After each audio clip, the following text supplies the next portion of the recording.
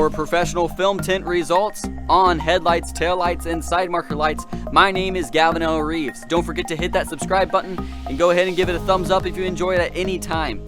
Go ahead and stick around for your professional results. Tools you will need for this is a sharp knife and a heat gun. Now the heat gun lets the plastic stretch and the film go over the lens without crinkles or wrinkles or bubbles.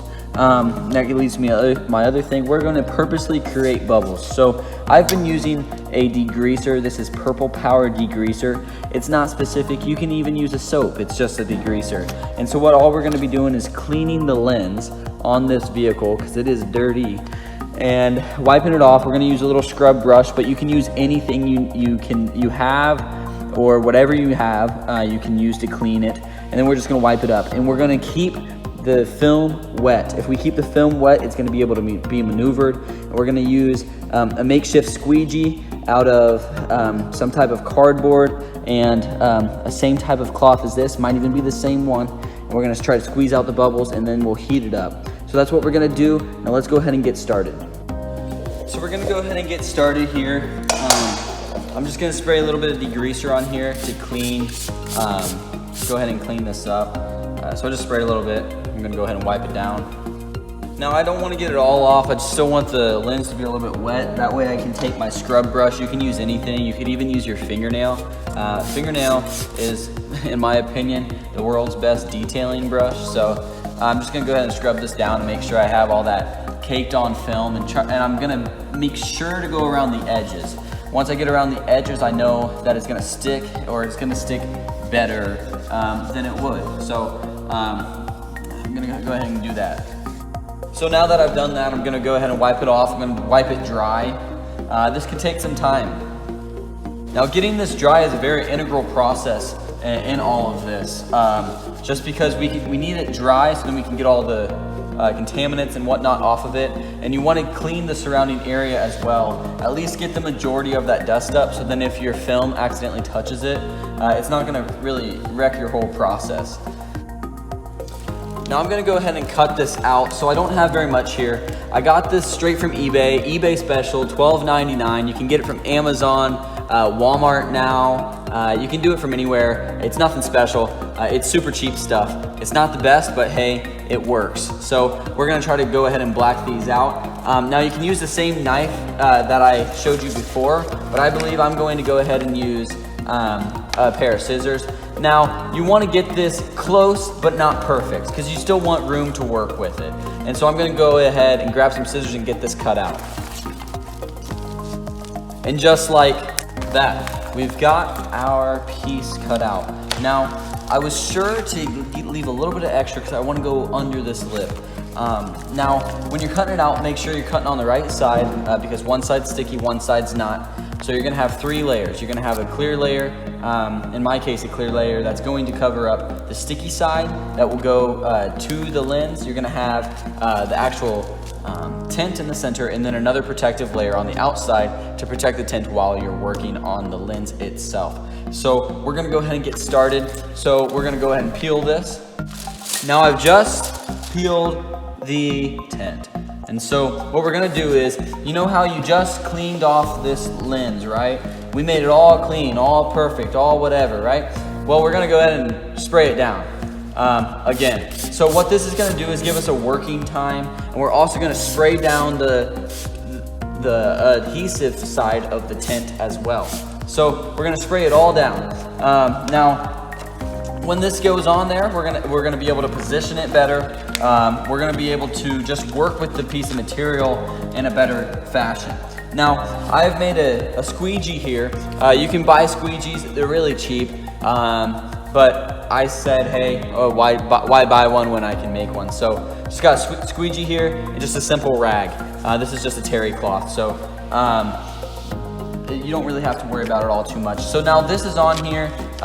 It'll start to adhere once stuff dries out. Exactly why we have a heat gun is to dry this out. You do not have to have a heat gun. You can have a blow dryer. It's actually safer that way.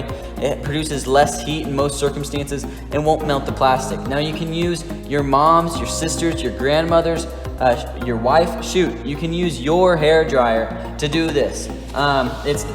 what I'm saying is, this is an easy, simple project. $12 for the tint and pretty much free for everything else. So we're gonna go ahead and get started here. So it's wet still, we can still pull it up, we still have work time, we can shift the whole piece around. And I've got it in a position where I'm actually pretty satisfied with it. I'm covered up every single corner of this, of the edge here, and I'm gonna go ahead and start heating it up. And now when we heat it up, it's gonna get out all these convex, it'll help go around these convex curves, help get out these wrinkles. A lot of these wrinkles that you're seeing are actually not on the tint itself, but on the protective coating. So we have to remember that. But we're also going to be heating this up so then we can get this little bubble out, which isn't a bubble, it's just a convex curve, and it can't right now, the memory of the plastic can simply not go around this convex curve. So we're gonna go ahead and heat it up. Now I have this on a low temperature and I'm a pretty far distance away. As soon as we start heating this up, it's gonna start drying this out as well. So we gotta be careful of that. We might have to spray a little bit more on there in order to actually get it to not melt. I keep putting my hand on this and rubbing it because I wanna not only work that plastic in, but just keep trying to protect the plastic, the tint from melting. Now here's where I'm going to use my makeshift squeegee. I'm going to go ahead and spray down the actual protective film just so that it slides a little better. I'm actually going to spray it a little bit on the squeegee as well. And we're just going to try to work some of these curves. Just going to try to work some of these curves out. I'm just going to keep on doing this, heating it up, working it in, heating it up and working it in. You can see we have extra here. That'll be trimmed off shortly. Once we get this worked in just a little bit more, I want to work on this corner more because it just keeps on popping up here. So we're going to work on this corner a little bit more, and once we get that situated, I'm going to go ahead and take my knife and go ahead and cut that, and then we'll heat it back up and shrink that back in.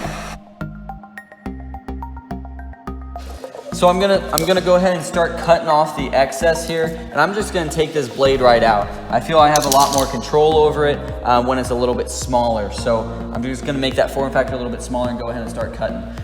So I'm actually gonna start right where it's easiest, and once I start where it's easiest, the rest will get easier. And once you're doing this, you'll understand exactly what I'm saying. Start where it's easiest, and for me, that's gonna be right about here. So what you're gonna do is go right in that body line. Be careful not to scratch your car. And you're just gonna run across that body line in order to cut the excess film, but you're gonna wanna stay close to the opposite body line of the tail light. That way, there's a little bit of extra plastic to wrap around the headlamp itself. So we're gonna go ahead and cut this.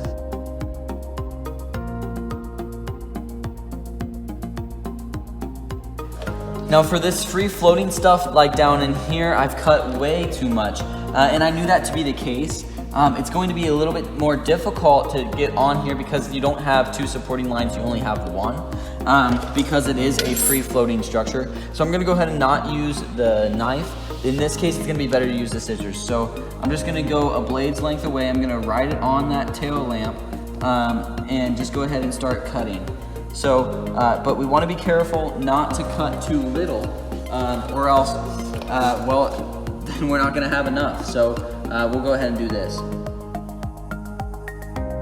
I'm going to go ahead and keep on doing that, taking off a little bit at a time, kind of working as I go, just to be sure that I have enough in all areas for it to wrap around, but not too much that it's going to catch on later.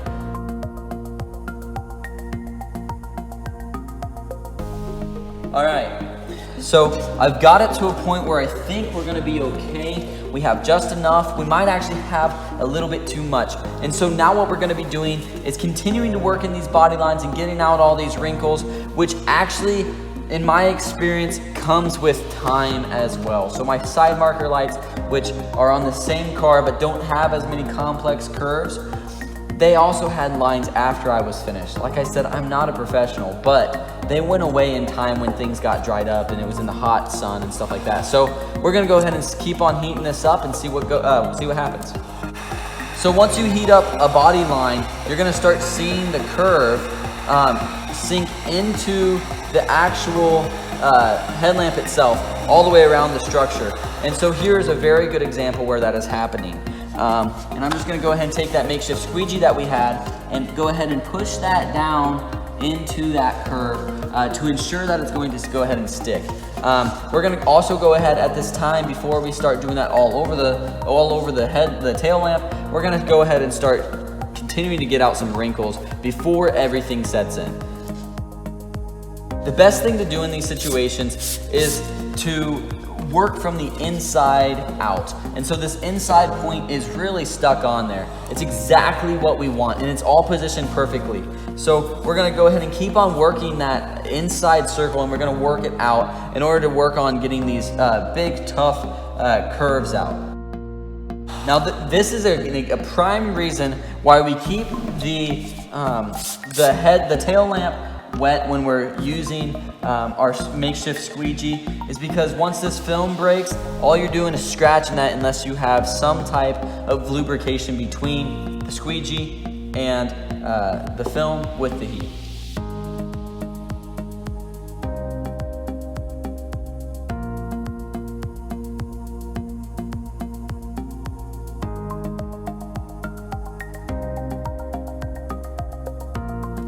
So it's actually getting pretty difficult in order to discern the difference between what wrinkles are being created by the protective film or the actual tint. So I'm going to go ahead and take that off, and as long as we keep the tint wet while we use our squeegee, it shouldn't scratch the tint itself. Now when you peel this off, expect your tint to come up a little bit. In my experience, that happens quite frequently. So we're gonna go ahead and take that off. Now, depending on the quality of tint that you get, also depends a lot upon the shipping option that they use. For me, it was rolled up and squashed. So I have these lines that are very evident within the tint itself. So now I can start to see what it's going to look like, and that gives me hope for that all my hard work is going to pay off. Awesome. So we're going to continue to work on these lines. We're going to keep it a little bit wet so it doesn't melt the tint, because now we're at prime conditions to melt that tint because we don't have that protective layer on there. And I'm going to go ahead and keep on keeping on and keep on working at getting all these wrinkles out, especially along the bottom.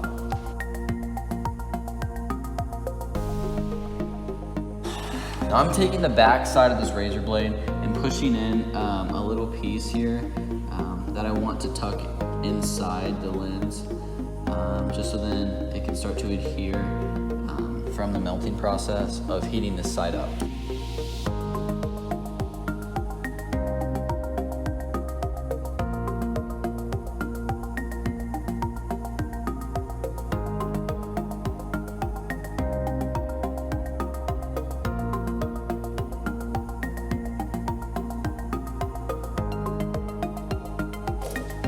So I have finally got this to the point where I'm pretty much satisfied with it. Now there are some boo-boos in here, and I'm really not too particular about it. I believe this is a 5-foot car, meaning it looks good from 5 feet away. I'm good with it.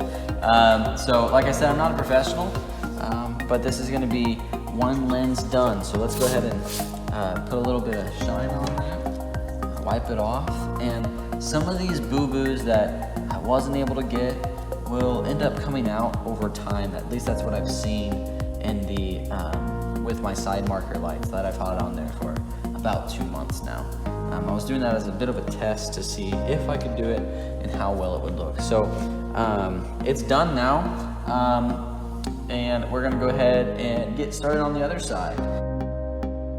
Thank you for watching this video. I hope you enjoyed it. Have an awesome day, and God bless.